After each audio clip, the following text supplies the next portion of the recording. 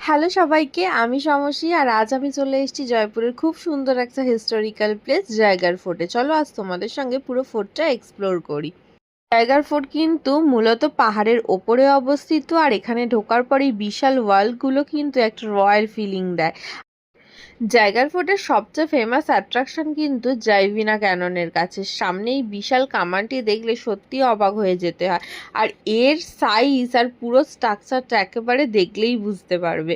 আর এরপর ঘুরে দেখলাম ফোর্টের বিভিন্ন অংশ, যেমন পুরনো ওয়ালস, করিডর আর বিউটিফুল আর্কিটেকচার। প্রতিটি জায়গার মধ্যেই যেন একটা আলাদা হিস্টোরিক্যাল স্টোরি লুকিয়ে আছে। আর এখান থেকে কিন্তু জলমহলের ভিউটাও খুব সুন্দর আসে।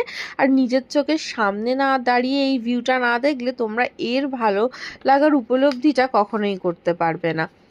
আমি তো এখানে অনেকক্ষণ দাঁড়িয়ে এর ভিউটা উপভোগ করেছি। আশা করি আমার এই ভিডিওটা দেখে তোমরাও কিন্তু এই ভিউটাকে সুন্দরভাবে উপভোগ করবে। এরপর দেখলাম ফোর্টের পুরনো ওয়াটার স্টোরেজ সিস্টেম। এই বিশাল জলধারগুলোকে সংরক্ষণ করা হতো সেই সময়। ইঞ্জিনিয়ার আর প্ল্যানিং সত্যি অসাধারণ ছিল।